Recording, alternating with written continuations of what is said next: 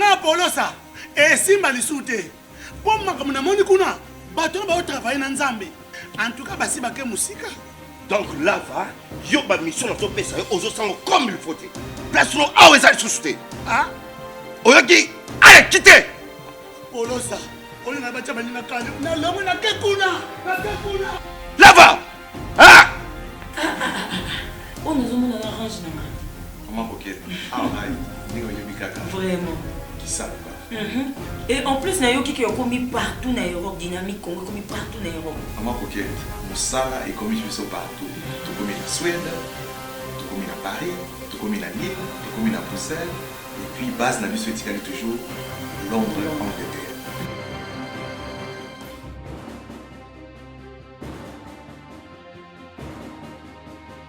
Biso na dynamique Congo. Toza ko avancer na nkolo.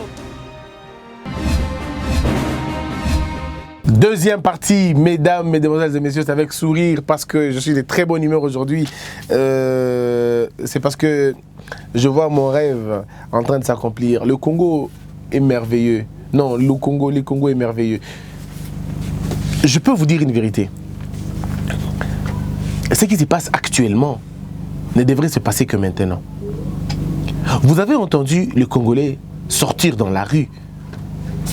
Les Indo-Pakistanais ont fermé. J'ai aimé la journée d'aujourd'hui. La journée d'aujourd'hui, le pain n'a pas circulé convenablement.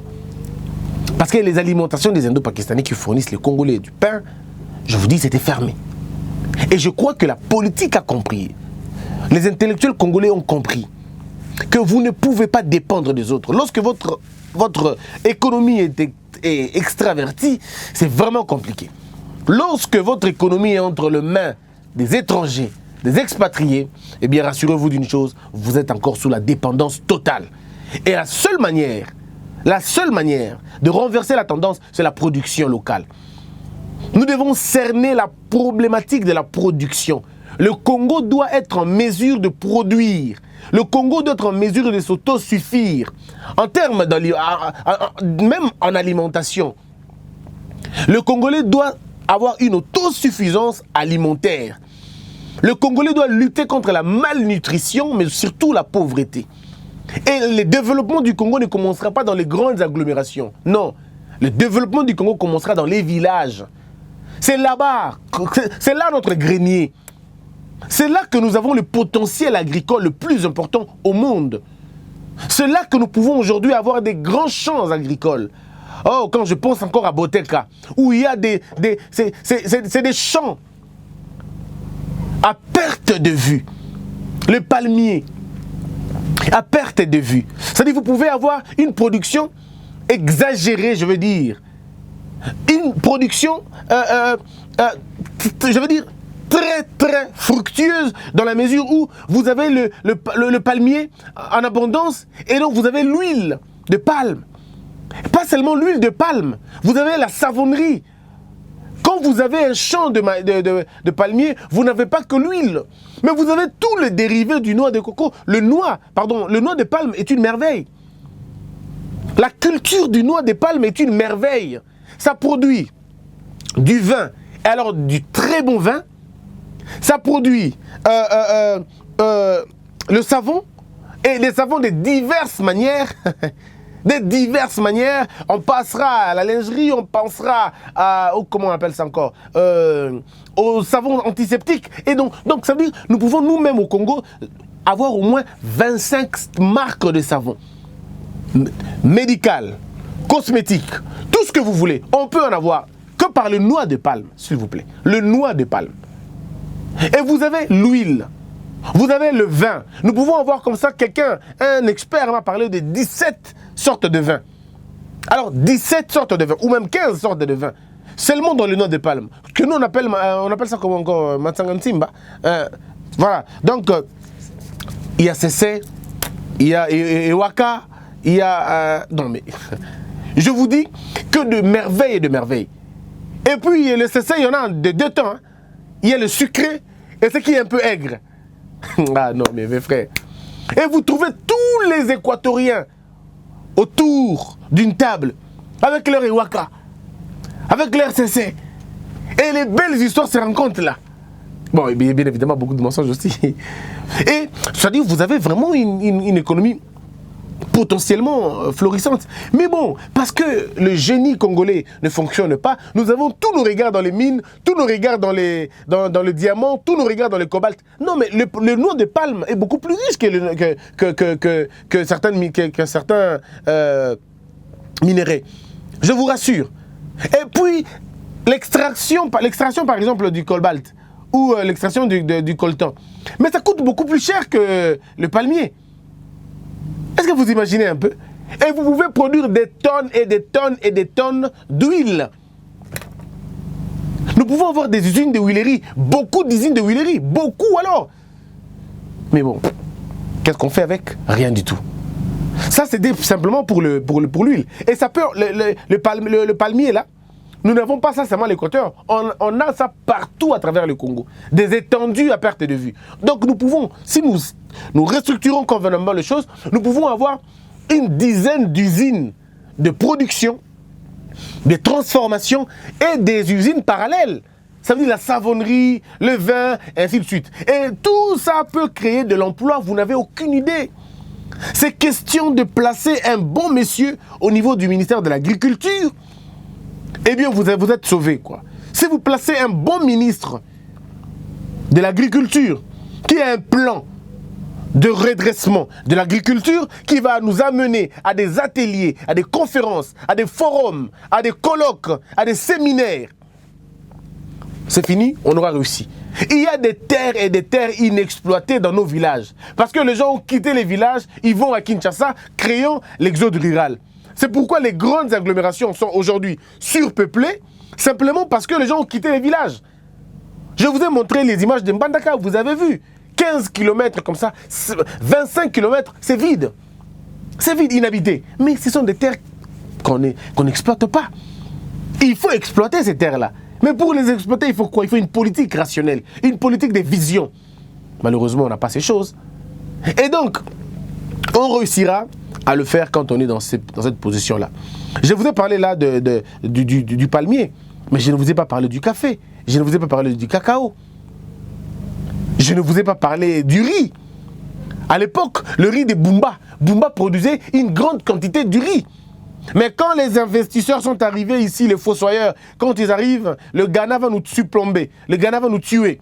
Parce que le riz qui venait de Bumba, quel était le problème? Ce riz-là contenait des petits cailloux, des petites caillasses et tout. Il y avait des petits problèmes et qu'il fallait travailler et tout. Mais le riz du Ghana, quand il venait, c'était un riz déjà raffiné et qu'il n'y avait plus rien. Donc on n'avait plus qu'à prendre le riz et le mettre dans l'eau et le préparer. Maintenant, si on avait une conscience de dire non, maintenant nous allons commencer nous aussi à raffiner notre riz de Bumba, on aurait une grande production de riz.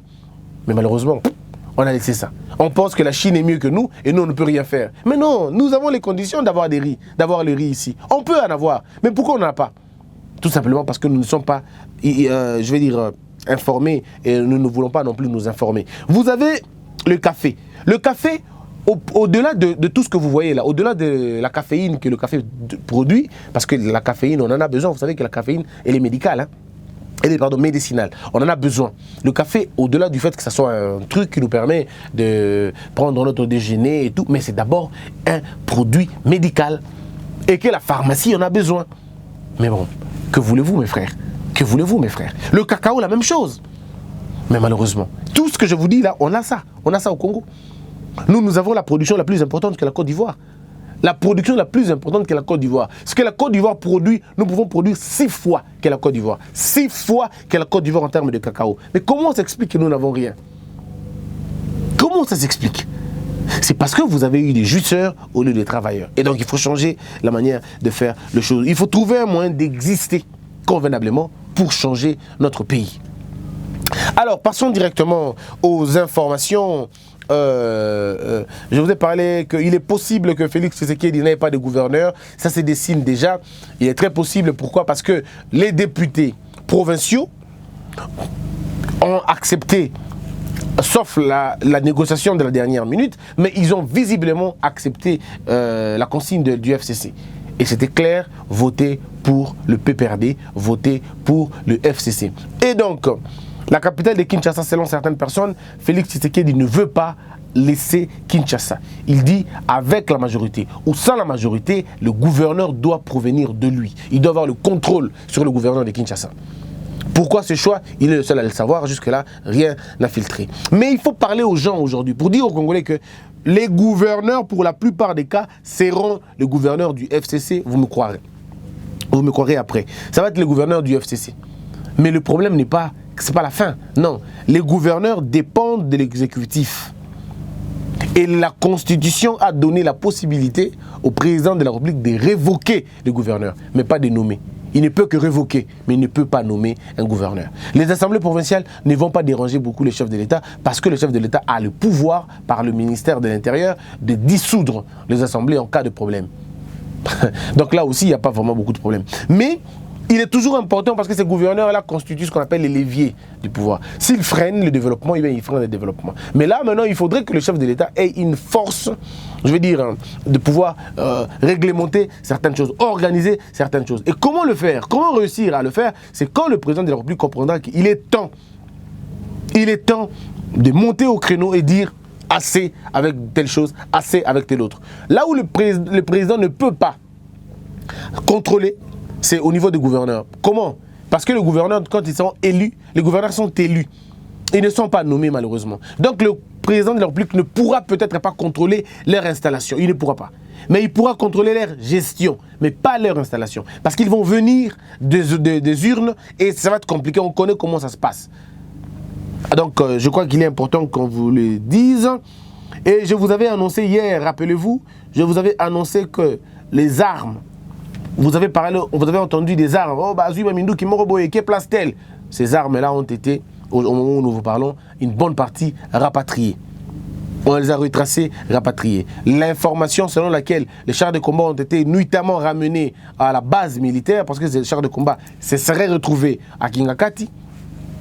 Alors on a ramené cela aussi. Donc ce sont des informations qui commencent un peu à se confirmer et comme je l'ai dit, la gouvernance commence à se dessiner. Il faut encore aller plus loin pour dessiner ce pouvoir-là. Félix Tshisekedi dans une tripartite avec Sassou et Fort Yassingbe à Washington. Je dois rappeler aussi que Yassingbe ne sera pas non plus reçu par Donald Trump. Hein. Lui aussi ne sera pas reçu par Donald Trump. Ils sont nombreux, ils ne sont pas reçus par Donald Trump parce que en diplomatie, ce qui compte, ce n'est pas le fait qu'on vous reçoive, mais ce qui compte, c'est l'intérêt de votre visite. Donc, il faut le dire aussi. Pas de rencontres prévues avec Fayulu. Félix Tshisekedi et Martin Fayulu séjournent aux États-Unis, selon les proches de Mafar.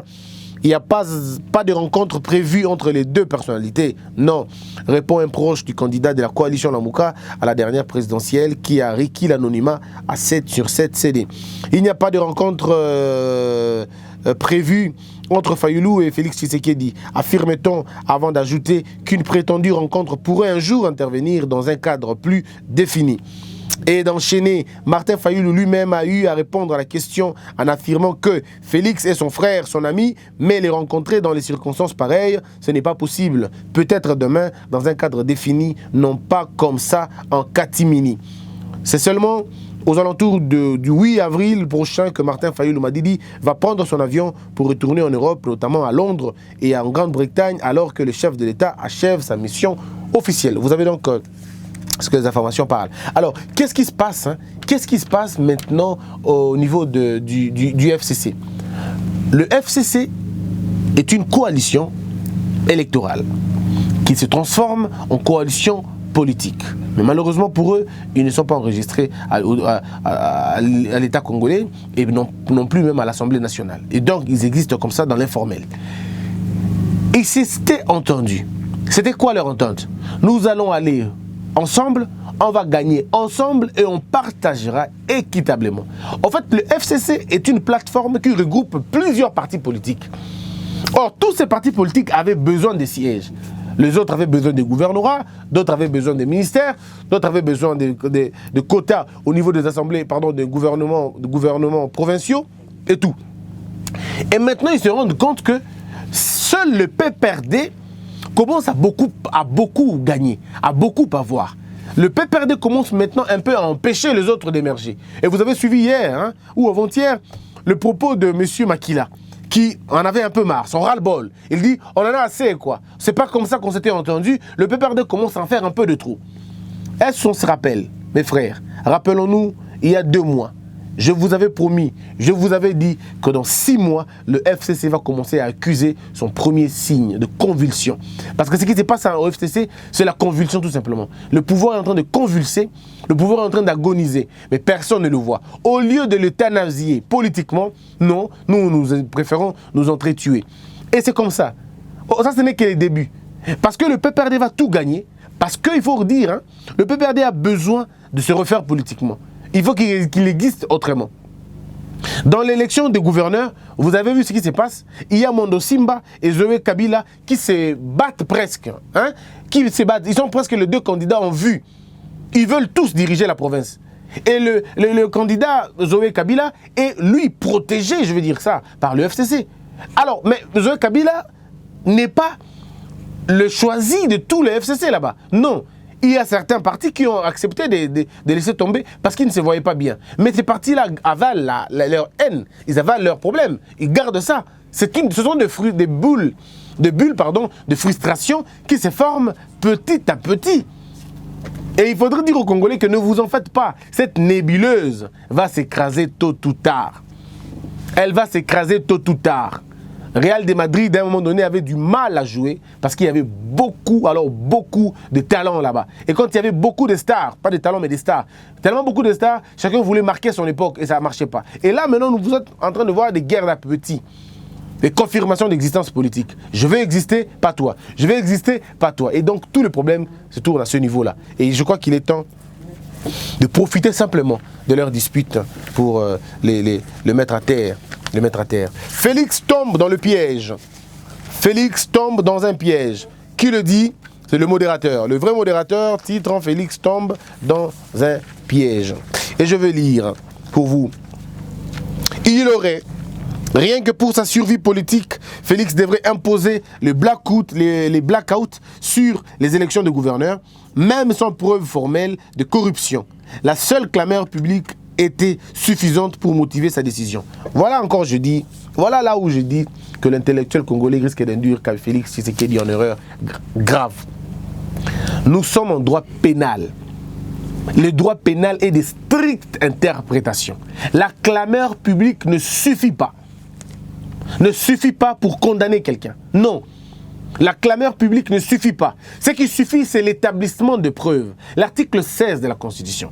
17 de la Constitution, 18 de la Constitution, parle d'une notion importante. C'est la notion de la présomption d'innocence.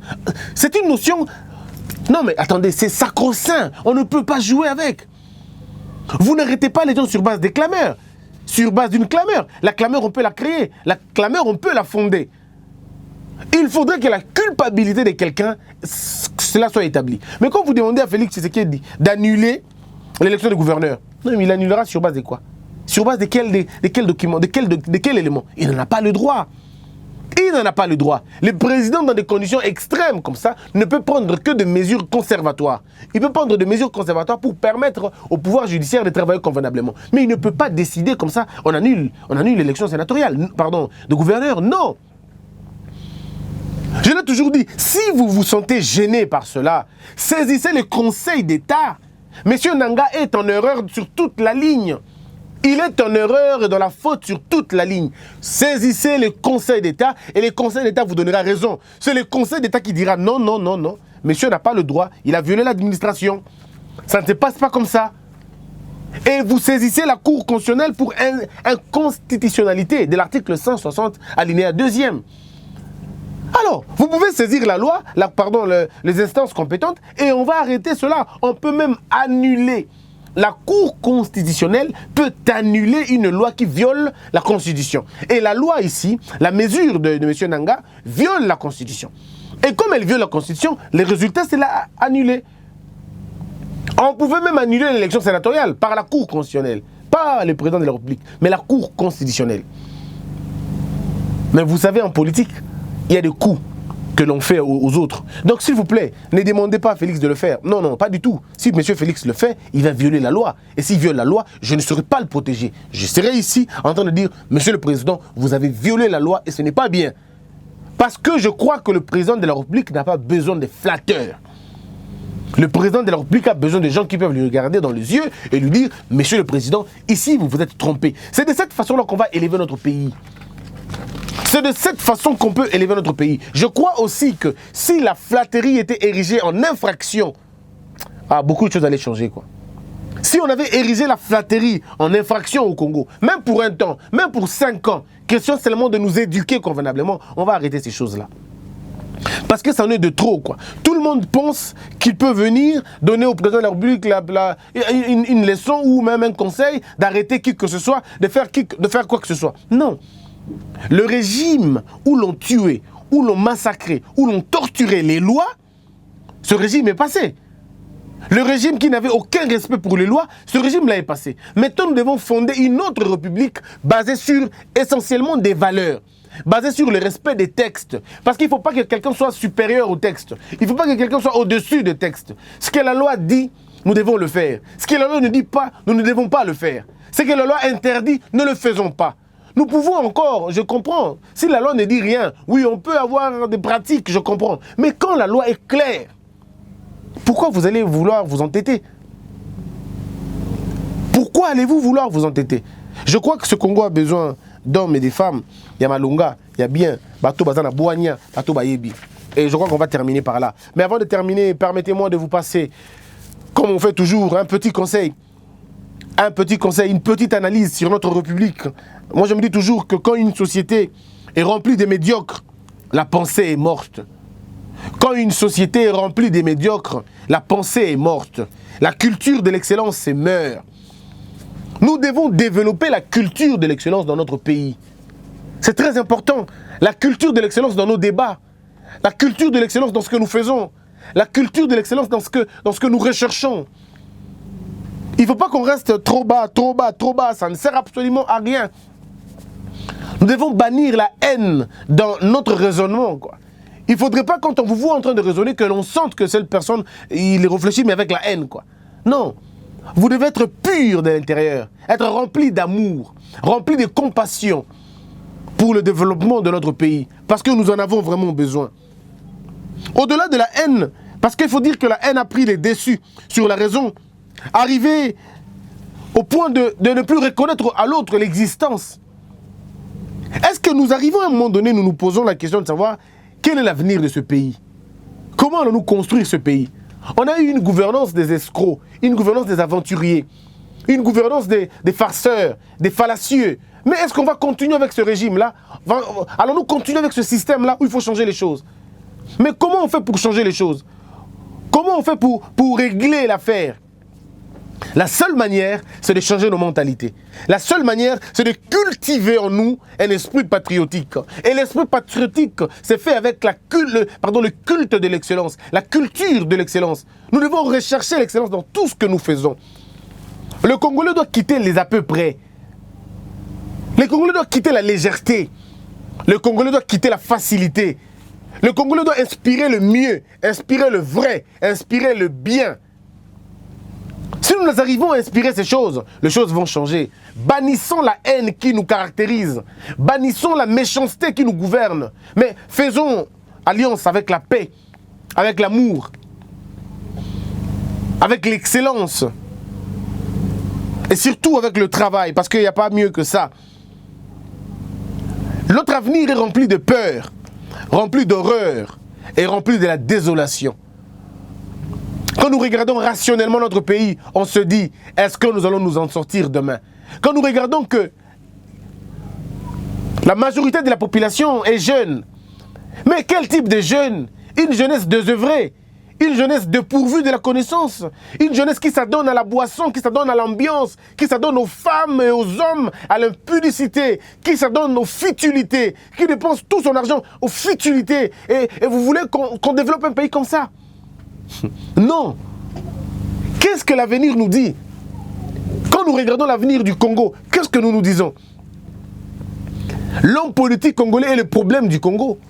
Mais donc, comment transformer cela? Une seule chose, l'éducation au niveau de la base.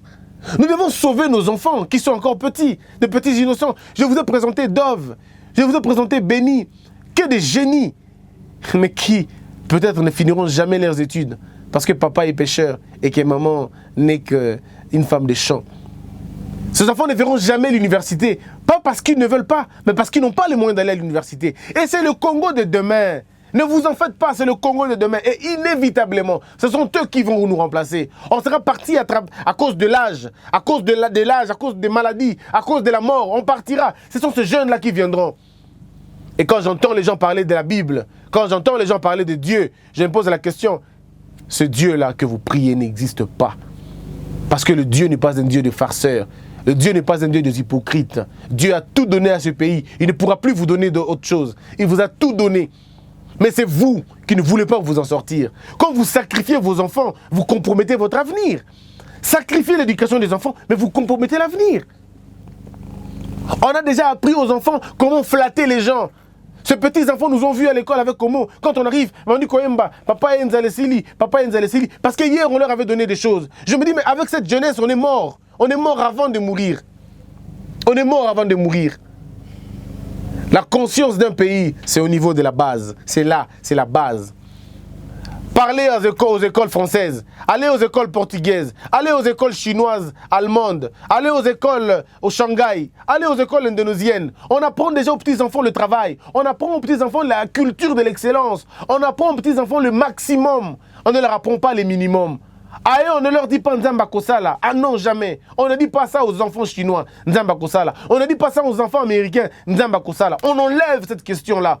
On ne dit pas aussi aux enfants chinois, Satan Nzamba Kasi.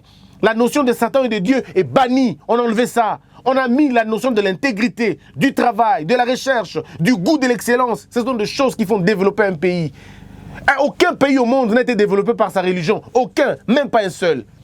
Ce n'est pas le fait de crier tous les jours Dieu, Dieu, Dieu, Dieu que votre pays se développera. C'est le coup le coup de machette, le coup de tronçonneuse que vous faites passer dans vos forêts qui fait développer un pays.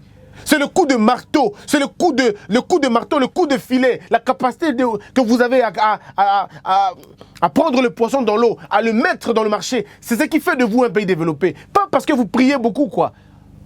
À la place d'avoir une assemblée de prieurs, je vous propose d'avoir une assemblée de travailleurs.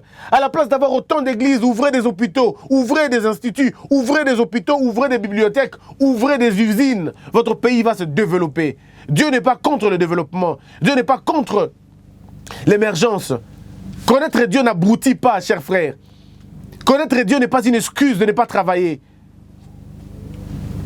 On ne développe pas un pays par des jeûnes et prières, mais on développe un pays par l'intégrité et le travail, par le sérieux, par le sacrifice, par la connaissance et l'excellence. Ce sont les points qu'on va développer le pays. L'Afrique est le continent où l'on cite beaucoup plus le nom de Dieu. Mais c'est l'Afrique où l'on rencontre beaucoup plus de pleureurs. Beaucoup plus de pleureurs.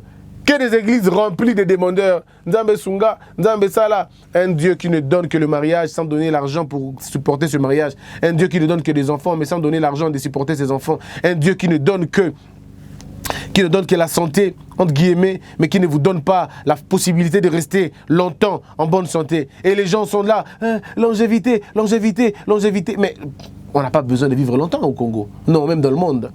Le plus important, ce n'est pas de vivre longtemps. Le plus important, c'est de bien vivre et de réussir sa mission. Jésus-Christ que vous priez tous les jours ici, il n'a pas fait 100 ans, il a fait 33 ans. Il est parti. Et avant de partir, il a dit, tout est accompli. Qui peut dire tout est accompli aujourd'hui alors que le Congo est en des études? Mes frères, ce pays a besoin de nous. Ce pays a besoin de nous. Sans études, sans formation, sans goût de l'excellence, un peuple n'a que la foi. Et une foi sans preuve, sans travail, c'est un peuple mort. Un peuple mort. Et nous voulons un peuple éveillé, un peuple qui travaille, qui est plus dans les champs que dans les églises. Un peuple où l'excellence a été changée, transformée en futilité.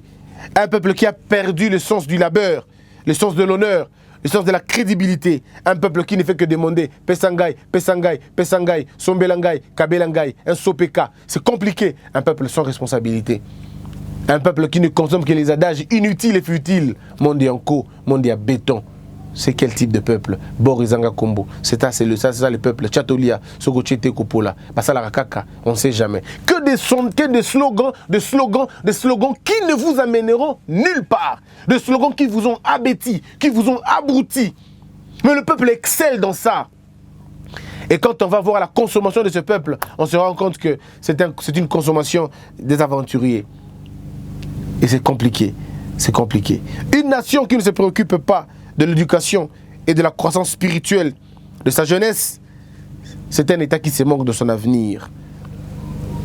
J'aurais bien voulu prendre 2 minutes, permettez-moi de prendre 2 petites minutes Homo et Jérémie, permettez-moi. Je pose la question aux intellectuels congolais et je me la pose moi aussi. Quand nous dormons et nous nous réveillons, qu'est-ce que nous disons pour le Congo? Qu'est-ce que nous disons pour le Congo? Je vous présente aujourd'hui 7 pays dans 2 continents. Placez-moi le Congo là-bas. Je vous pose la question. Qu'est-ce que ce pays était en 1975? Qu'est-ce que ces pays sont aujourd'hui? Et dites-moi, qu'est-ce qui s'est passé pendant ce temps-là? Ça sera la dernière question. Je ne commente pas, mais je pose la question. Comment était ce pays en 1975 et comment sont-ils aujourd'hui? Mais la bonne question, c'est qu'est-ce qui s'est passé pendant ce temps-là et pourquoi? Je vous cite le pays et je suis ouvert pour toutes les discussions. Allons-y. Dubaï. Qu'est-ce qu'était Dubaï en 1975? Dubaï était quoi? Représentait quoi? Thaïlande, Turquie, Indonésie. Ils étaient quoi en 1975? Et aujourd'hui, ils sont où? On vient en Afrique. Le Rwanda, l'Éthiopie, le Kenya et l'Afrique du Sud. Le Rwanda, l'Éthiopie, le Kenya et l'Afrique du Sud. Mesdames, mesdemoiselles et messieurs, s'il vous plaît, à quand le réveil du Congo? Et comment le réveil du Congo? Que Dieu vous bénisse tous. Suivez-moi demain, pardon, la 3e partie d'abord, et puis demain. Abonnez-vous massivement. Massivement. Faites circuler les vidéos, parce que le Congo de demain nous appartient. Il est temps de consommer la bonne nourriture pour grandir. Sinon, ça ne sera pas intéressant. Homo Fortis Elikia était de l'autre côté de la réalisation. Messieurs Jérémy Maïkandi Mangboko à la supervision. Je vous retrouve dans la 3e partie. Que la peur quitte nos esprits et que Dieu bénisse la RDC.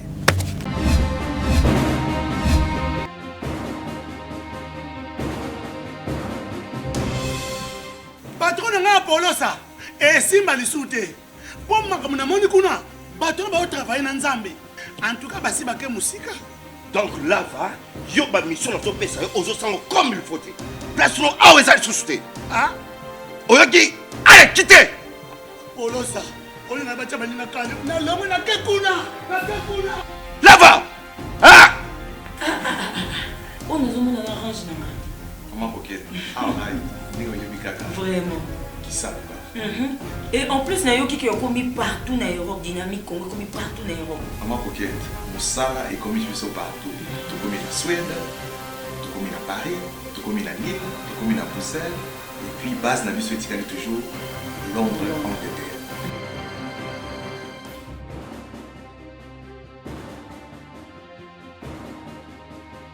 Biso na dynamique Congo, toza ko avancer na nkolo.